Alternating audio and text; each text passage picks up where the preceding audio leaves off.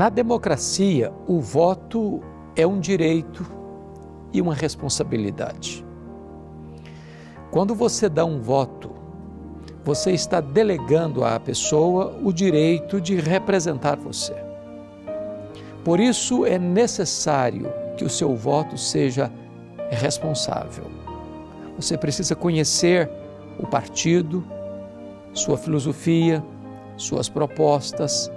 Você precisa conhecer o candidato, se ele é uma pessoa íntegra, se os valores que ele defende são os valores que você defende, a fim de que você não apoie aquilo que você condena, que você não dê aval àquilo que você reprova.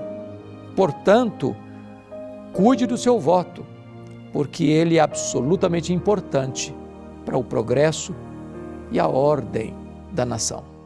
Bom dia, que alegria nos reencontrarmos nessa manhã de terça-feira, hoje 27 de setembro, Dia Mundial do Turismo, Dia do Encanador e Dia do Ancião ou do Idoso. E eu quero me dirigir a todos os anciãos que estão vivendo esses dias em que estão desfrutando daquilo que foi semeado durante toda a sua existência. Alguns são avós ou bisavós e hoje sentem a alegria de desfrutar, de ver ao seu redor, em torno de si, aquilo que foi edificado, que foi construído, sobretudo a sua família. Deus os abençoe grandissimamente.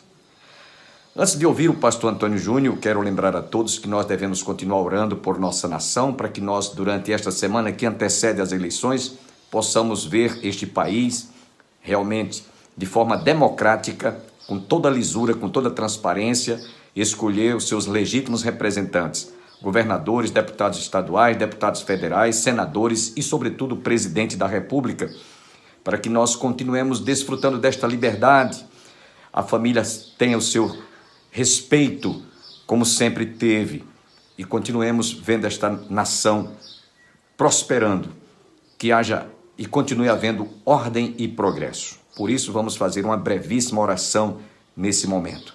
Pai, obrigado por esse dia, e te pedimos a tua bênção sobre a nossa pátria, e em especial, quando no próximo domingo, todos os cidadãos estarão indo às urnas escolher os seus legítimos representantes. Abençoa a nossa pátria, para que continuemos desfrutando desta liberdade, desta paz, em que, ó Deus, a nação possa realmente escolher aqueles que, de acordo com a tua soberana vontade, através da escolha do voto, sejam eleitos. É o que eu te oro e te peço agradecido, em nome de Jesus. Amém. Nós vamos ficar agora com um dos cantores do ministério da LPC e em seguida você ouvirá o pastor Antônio Júnior.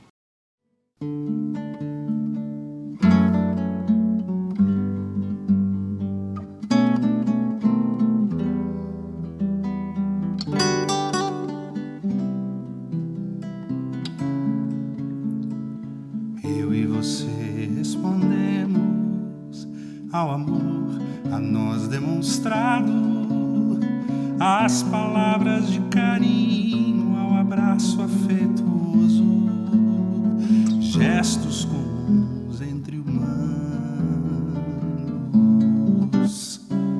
Eu e você conhecemos só o amor baseado na troca, que perdura se a resposta aos padrões mais elevados que jamais atingiremos.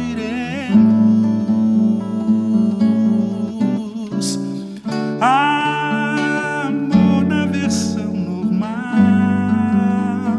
que costumamos ver como algo tão banal. A fonte de todo bem, duro é ter que dizer, vai muito mais além do amor convencional.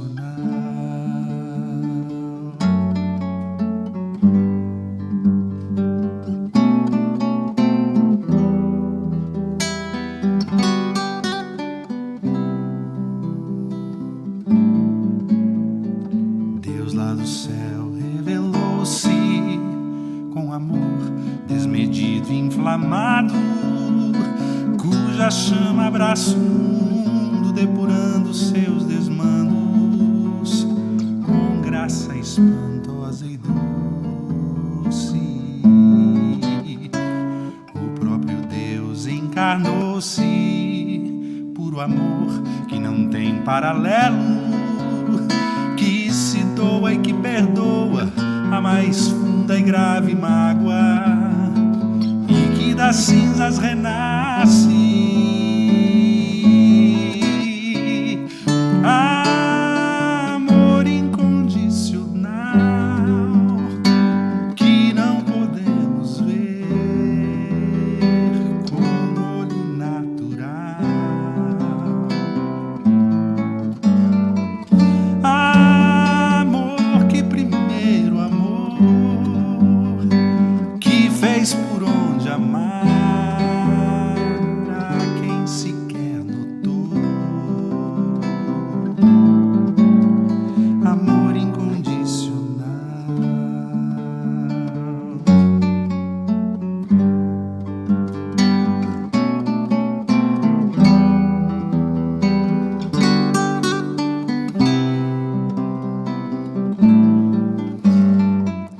Amor que primeiro amor, que fez por onde amar a quem sequer notou. Amor incondicional.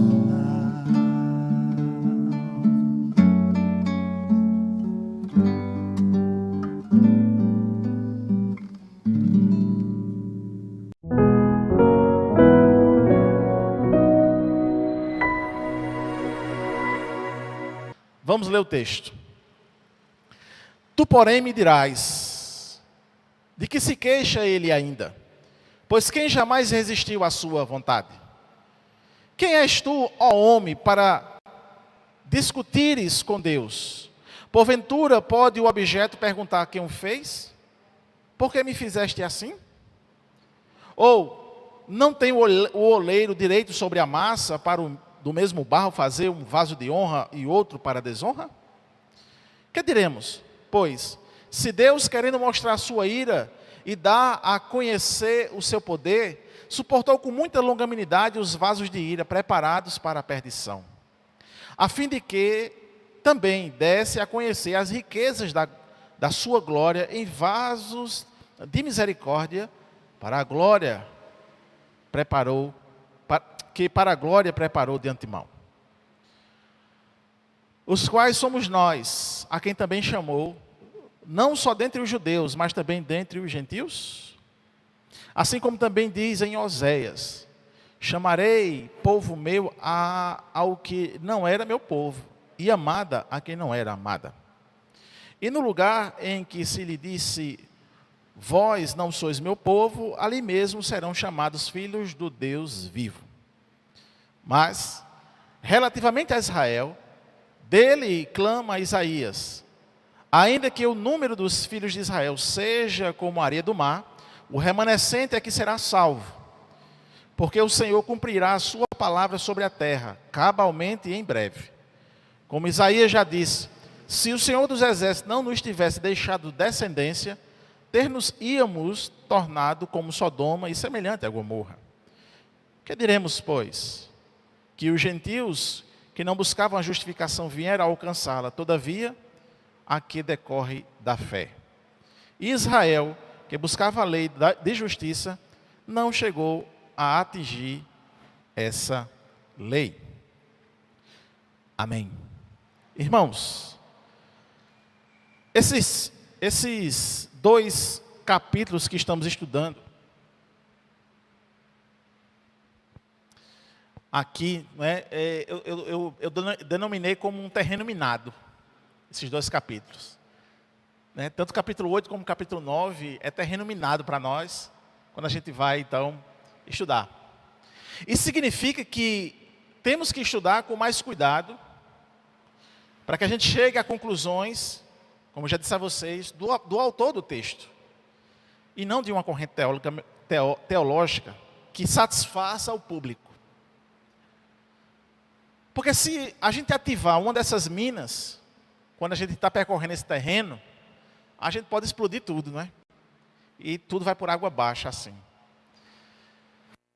Paulo, nos versículos anteriores desse texto, ele deixou claro a soberania de Deus na escolha dele.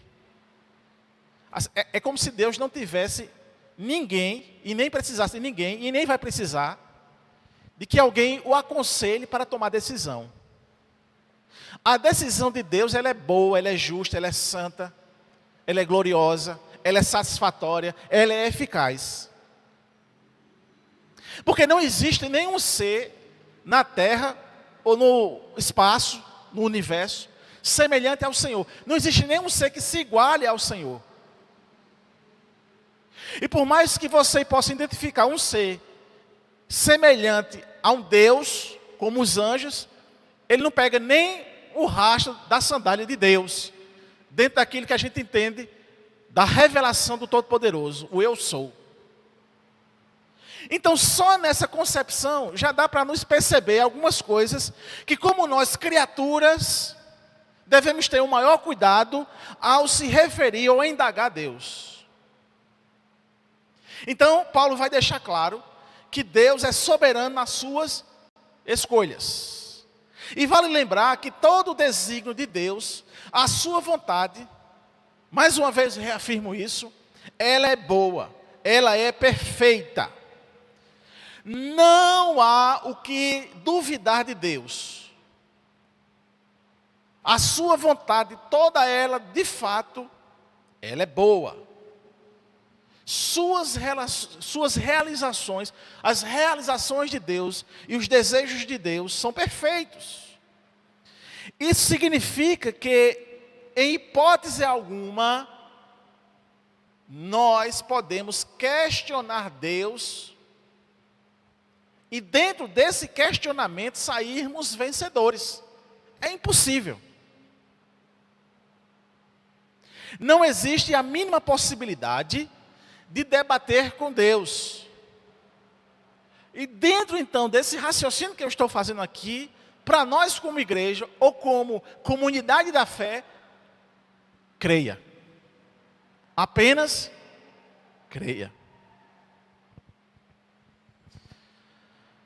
Eu falei sobre o lamento de Paulo, é o início do capítulo 9. Paulo, ele se lamentou dizendo que tinha uma tristeza profunda e permanente quando ele olhava para os seus compatriotas e os mesmos não tinham reconhecido Jesus como o Messias prometido no Antigo Testamento, como o Messias prometido pelos vários profetas. Eles não conseguiam enxergar que Jesus já tinha se revelado, o Cristo, o Emanuel, o Rei, o Sumo Sacerdote. Ele já era revelado na pessoa de Cristo, Nazareno, o que morreu pela mão de Pôncio Pilato, que ao terceiro dia ressuscitou. E como aqui frisado, semana passada pelo pastor Bosco, a nossa eleição, ela está baseada não nos méritos humanos, nas obras que fazemos, mas ela está baseada em Cristo. Ou seja, os verdadeiros eleitos são aqueles que aceitaram a Cristo, uma determinação de Deus e por isso predestinados.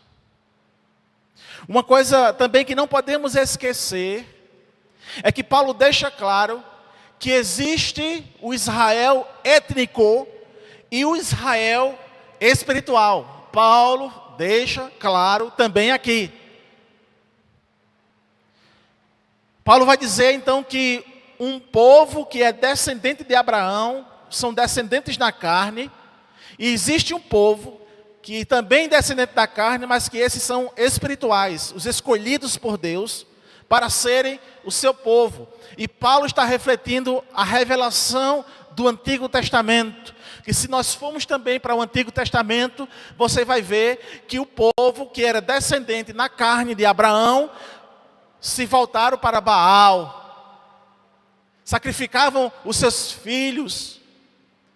Quem estudou comigo 1ª e 2ª Reis na sala lá da Ebenezer, na escola bíblica dominical, viu isso em alguns momentos de alguns reis, que eles se contaminaram tanto com o pecado e com outras religiões e com pessoas estrangeiras, ao ponto de oferecerem seus filhos em sacrifício humano. E aí Paulo vai justamente suscitar essa ideia para dizer, olha, existe o Israel étnico, mas existe o Israel espiritual, que não se dobrou a Baal e que permaneceu firme na fé, na revelação do Todo-Poderoso. Paulo deixa claro isso, é muito claro para nós isso. E Paulo vai embasar essa ideia quando ele cita, então, duas circunstâncias, e ele vai provar essa tese.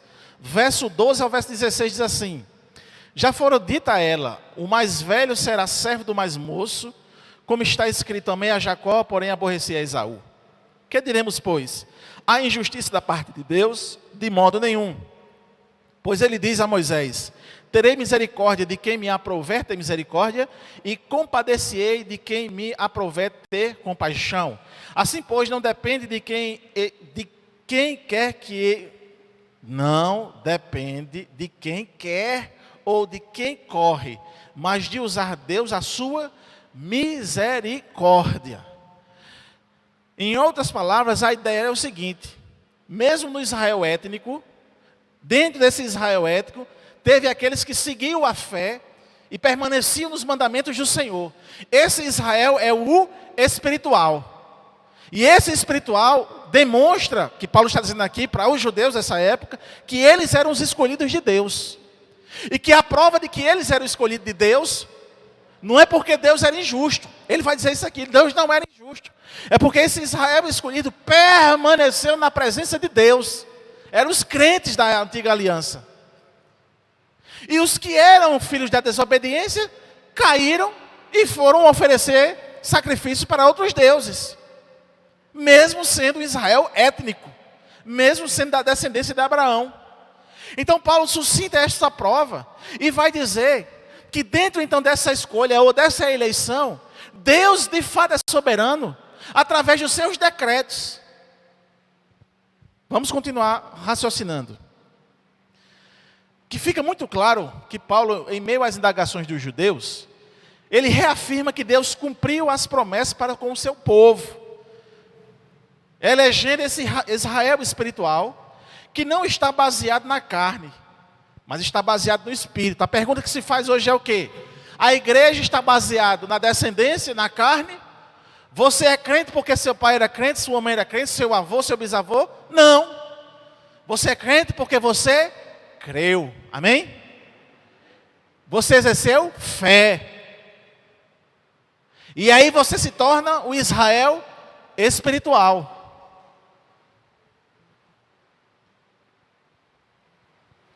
O Israel espiritual, eles permaneceram firmes nas promessas do Messias.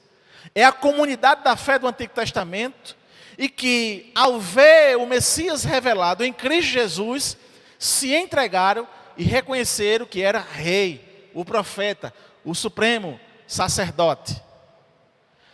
Qual é a prova disso? Os discípulos, os 700 em Jerusalém, o próprio apóstolo Paulo, que era fariseu, que era da tribo de Benjamim, ele ouviu Cristo, Cristo chamou ele, e ele se entregou a Cristo. Então ele prova de que o Israel é o espiritual, o que vale é o que creu, e não o que nasceu da descendência. Porque Paulo vai chegar mais na frente, na ideia dele, e ele vai dizer que toda a religiosidade dele, que todo o cumprimento da lei dele, que ele pensava que estava cumprindo, era mesmo que esterco. Não valia de absolutamente nada toda a obra que ele fez para conquistar Deus. A ideia é que quem fez a obra completa para que eu viesse a ser de Deus, foi Cristo que fez, e não nós. Aleluia. Que bom por isso, não é? Uma vez explicada então a soberania de Deus, ou essa soberana vontade, em aborrecer quem Ele quer e amar quem Ele quer, surgiu então a velha e conhecida indagação humana. Qual é? Mas Deus não seria injusto em aborrecer alguns e amar a outros? Sempre vai ter essa questão. Nunca vai deixar de existir. Nunca vai deixar de existir. E embora Paulo ele já venha respondendo essa indagação desde o versículo 12, a partir do verso 17 e 18, ele termina de responder dizendo o seguinte: porque a Escritura diz a Faraó: para isto mesmo te levantei, para mostrar a ti o meu poder e para que o meu nome seja anunciado por toda a terra. Logo, tem ele misericórdia de quem quer e também endurece a quem lhe apraz. Lembra quando o Faraó, ele viu um milagre, ele viu uma praga, mas de repente o coração dele endurecia, Deus endurecia, e ele não obedecia, aí vinha outro. O que era aquilo? Era Deus mostrando a sua glória. Quantas vezes a gente se voltou de fato para Deus, cheio de pecado, cheio de culpa, e em vez de ir contrito, arrependido, chorando aos pés do Senhor, a gente ficava cheio de altivez. Eu já passei pelos corredores da universidade. Eu já vi em congressos, em colóquios, a admiração que a gente tem com os mestres, abrindo as suas bocas e dizendo as mais altas blasfêmias, não de forma direta, mas de forma coloquial, de forma bonita, elegante, convincente. Verso 21. Ou não tem o oleiro direito sobre a massa para do mesmo barro fazer barro para a honra e outro para a desonra? Havendo então, irmãos, uma questão sincera diante de Deus para perguntar: por que o Senhor aborrece uns e ama outros? Quais são os critérios de Deus para selecionar o que Ele aborrece e o que Ele ama? A gente poderia também fazer esse questionamento. Sim, é legítimo. É como se eu quisesse aprofundar a ideia de Deus. É como se eu quisesse entrar na mente de Deus. Espera aí, Deus, eu quero só entender. Beleza. Só que Ele não revelou. Ele não revelou. Por quê? Ele aborreceu a uns e amou a outros. Não tem nenhum texto. Não tem nenhuma audiência com Deus, Ele dizendo: olha, eu fiz isso por isso e isso. Não tem.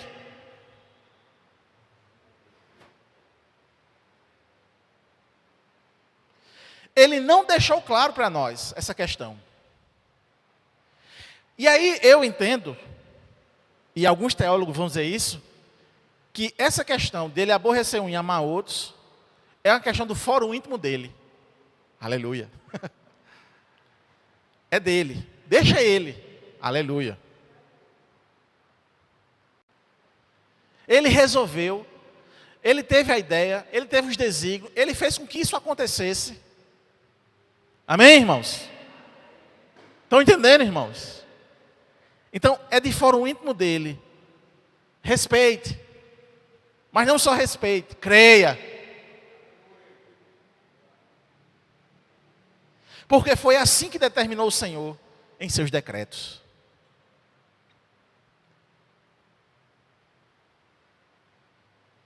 Irmãos, quando eu estava no seminário, eu tive, a mente deu uma bugada, né? Se fosse no Windows, fazia aquele negócio, ficava a tela azul. E eu vim entender isso quando eu li sobre os decretos de Deus. Quando eu li sobre os decretos de Deus, eu disse: olha, Deus decretou assim. Aí pronto, meu coração teve uma paz. Amém, Senhor. Aleluia. Glória ao teu nome, Senhor. Louvado seja o teu nome. Porque dentro dos teus decretos eu estou incluído nele. Aleluia. E a prova de que eu estou incluído nos teus decretos é que eu estou aqui essa noite na tua presença. Que alívio, que paz. Glória a Deus. E esse texto, ele vai incrementar justamente os decretos dele. É o que Paulo vai dizer Embora ele não use essa palavra, mas nós entendemos que é assim. Deus assim decretou. Amar a uns e aborrecer a outros. Quando ele fala sobre essa questão do barro e do oleiro, a gente pode citar Isaías 45:9, quando diz assim: ai daqueles que contendem contra o seu Criador. Olha só. Ai daqueles que contendem com o seu Criador. E não passa de um caco de barro, entre outros cacos. Acaso dirá o barro ao que lhe dá forma: que queres fazer? Ou que fazes? Ou a tua obra não tem alça? E aí é bem específico sobre essa analogia do barro e do oleiro. Porque se você for olhar, aí você coloca no YouTube lá, um oleiro mexendo no barro. Ele está lá mexendo no barro, e o barro não tem, de forma nenhuma, autonomia sobre o que o oleiro vai fazer. Aí o oleiro está lá montando o barro, vai olhar para ele assim: eu não quero assim não, muda. Não existe isso. Entendeu a analogia? Bem básica, não é? Alguns vai dizer que é grosseira, mas que bom que seja grosseiro mesmo, para você entender. O barro, irmãos, no entendimento de Paulo aqui, é a humanidade. Somos nós. E não tem como nós olharmos para Deus e dizer assim: eu não quero dessa forma, eu quero desse. Mas o oleiro, que é Deus, ele tem condição de pegar um barro, que é um barro, fazer um vaso, e fazer um vaso até mesmo de cristal. Um vaso lindo, um vaso de honra, útil.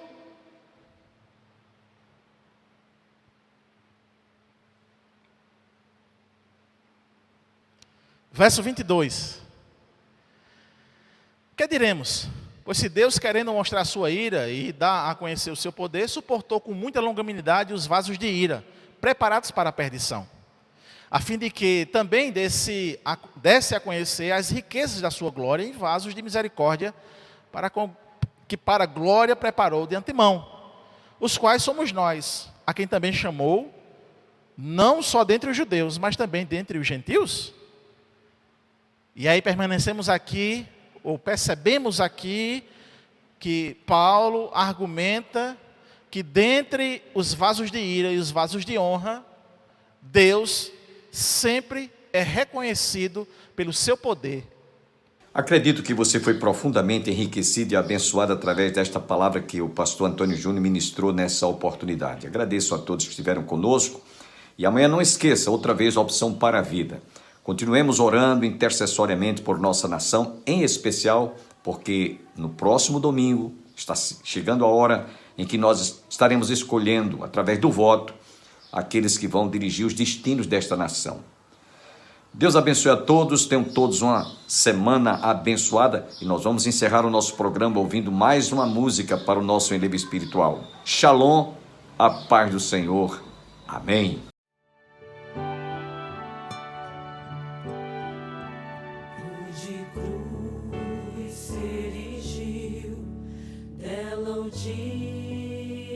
Fugiu como emblema de vergonha e dor.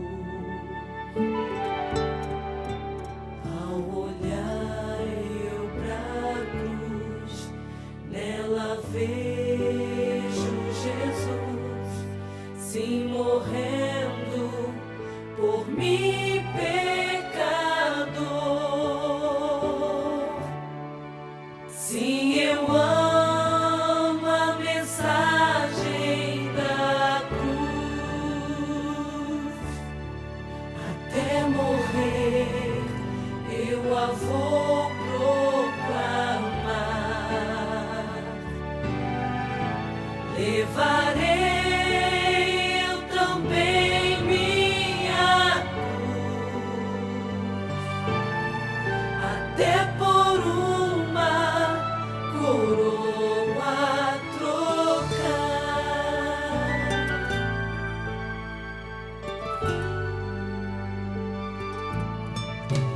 Desde a glória dos céus, o Cordeiro de Deus ao Calvário humilhante baixou. na cruz mostra-me graça e amor sem fim. O seu plano ali revelou. Sim, eu amo a mensagem da cruz. Até morrer eu a vou proclamar. Levarei eu também minha cruz, até por uma coroa trocar.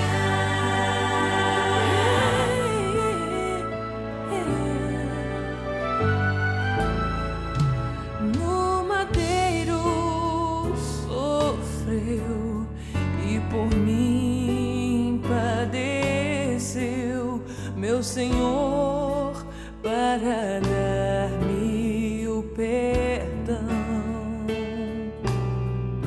Eu me elevo em Jesus, dele vem graça e luz para minha santidade.